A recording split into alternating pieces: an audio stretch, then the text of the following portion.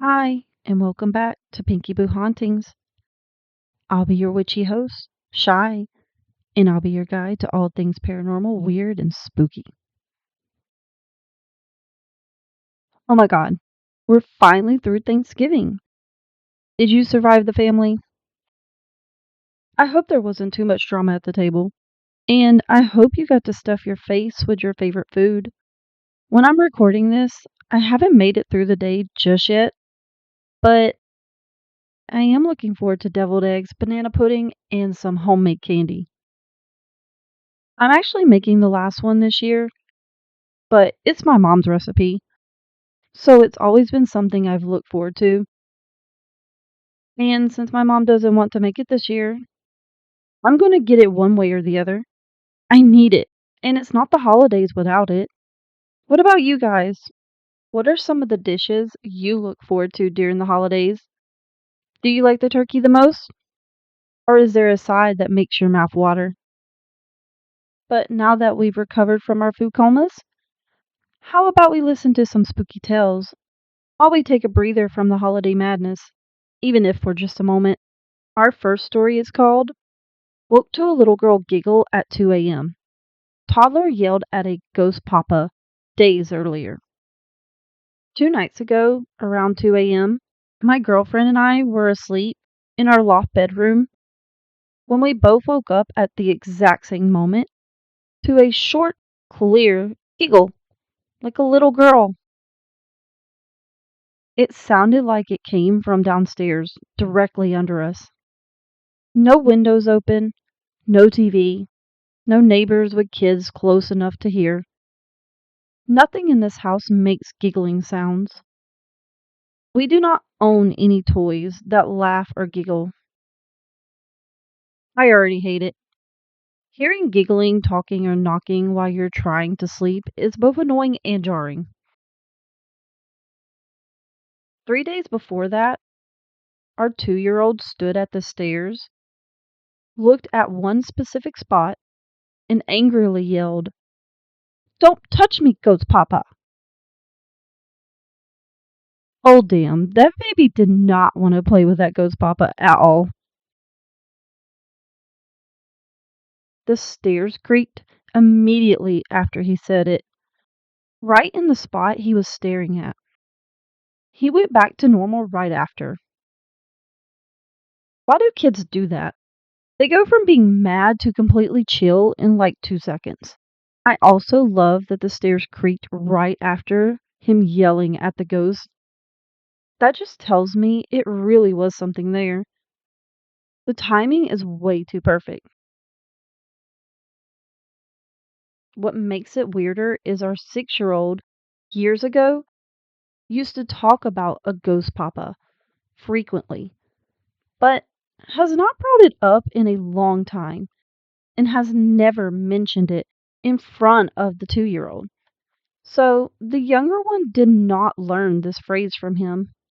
For extra context, my girlfriend is in the process of converting to Catholicism. While I've been struggling with faith a bit, on and off, still a believer, just figuring out some minor details. I've heard that spiritual upheaval in a house sometimes precedes activity. Years ago, we had one unexplained event. A door swung fully open on its own from fully closed, but not latched while I was watching. But nothing consistent until these two recent events. No events since then, just unsettled and curious. What do you think? So, I'm not really sure about the religious aspect of this. I'm sure those kinds of emotions could stir up some spirits, but I don't really feel like that's the case here. It is possible you just have some spirits in the house. I know the kid yelled at the ghost papa, but that easily could have just been a kid playing around. Especially especially since he changed his demeanor so fast. Whoever he saw, it didn't scare him. or seem to really be bothering him at all. Same with your older child. You didn't say much about it, but I'd assume they weren't scared of it either. At least the way you talk about it, it makes me think that. People question their spirituality all the time, and they don't usually get random ghost encounters. So, unless it's an ancestor or spirit guide trying to reach out to help guide you on your spiritual journey, I doubt the two are at all connected. Whatever the case, don't be scared. They seem like they aren't really bothering you. Alright, ready to move on to our next story? It's called A Ghost Saved My Life. Figured I'd give you guys a more wholesome, weird experience I've had. My little brother and my older sister. We were playing in a makeshift treehouse we built. Well, we know why the spirits had to save your life. A makeshift treehouse sounds so unsafe. For a good visual, it was only the floor of the treehouse, so it was just a flat deck, basically, in a tall tree. We decided to attach an old slide to it for more fun. That does sound fun. I'm so jealous. My parents would have never let me do anything like this. All three of us decided we're going to go down the slide together. Already sounds like a bad idea.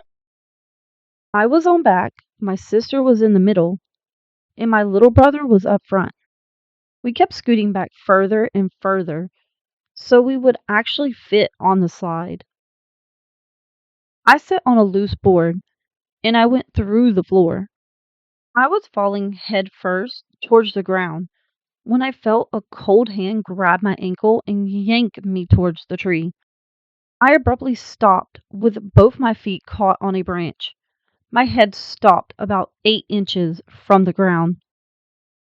I looked and there was a red hand mark on my ankle where I felt something grab me. To this day, I have no idea why this ghost saved me, but I am grateful. This is definitely why my parents would have never let me do this. I think you know this, but damn, were you lucky to survive that. As for the heroic spirit, could have been just a nice ghost helping you out, but probably it was more likely what it was a spirit guide or ancestor protecting you. I know I said something similar for the first story, but I promise that was not on purpose. I really do believe in both stories. A guide or ancestor was just looking out for them. Let's see if the last story I picked also has something to do with guides or ancestors. It's simply called Teddy Bear. Hello. Why did I say it like that? Hello. I'm a 35-year-old from Sweden that has a true story I'd like to share with whomever is interested. It all started like a year ago when I went to collect some of my dead sister's old things and photos. Amongst all of the things she had was one giant panda bear and one giant teddy bear.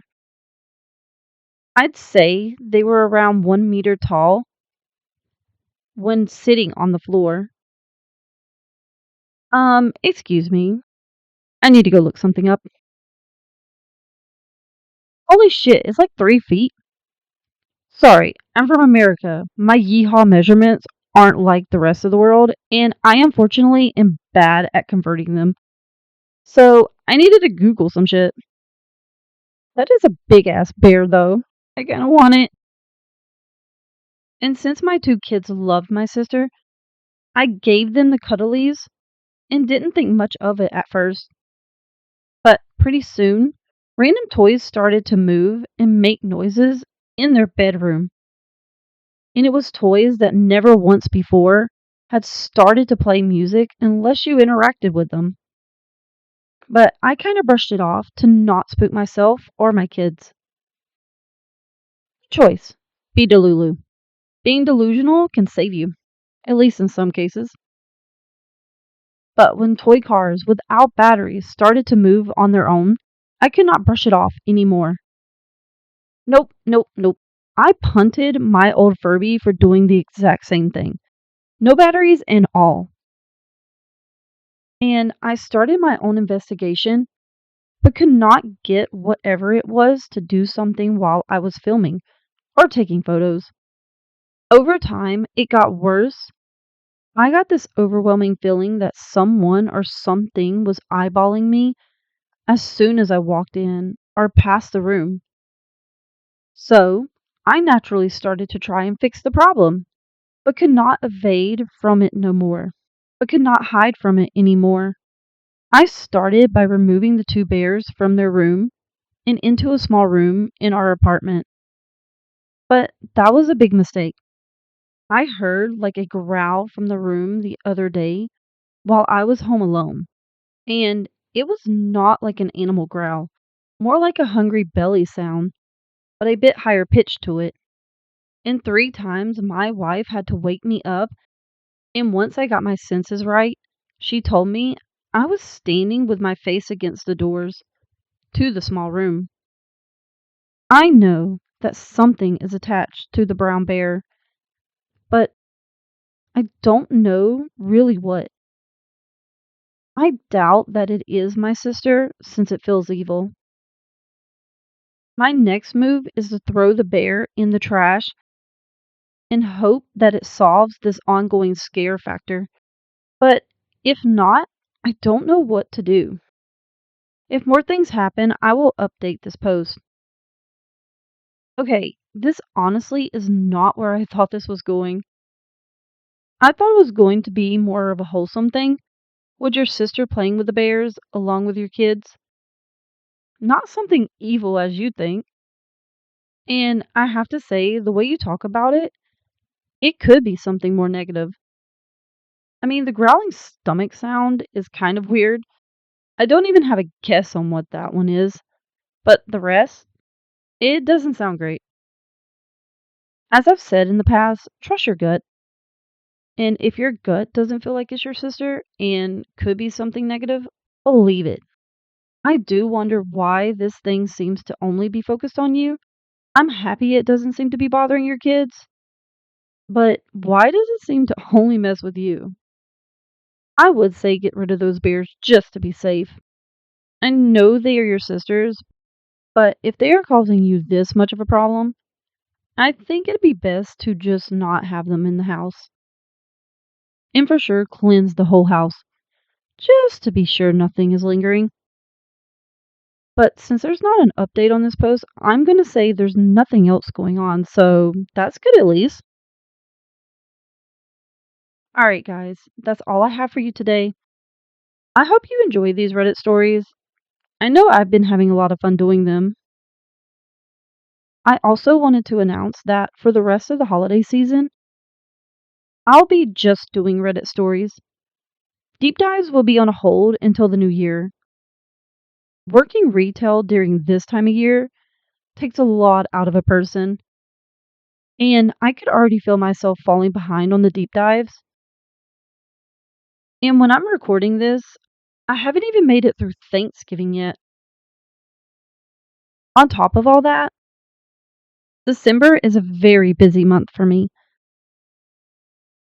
Between birthdays, work, and Christmas, I've got a lot on my plate. But even with that, I don't want to put the podcast on hold. So, my best solution for all this is to just do Reddit stories for the time being. I do hope you guys understand. I'm doing my best, I promise. But for now, the coven is adjourned. See you next time. Bye.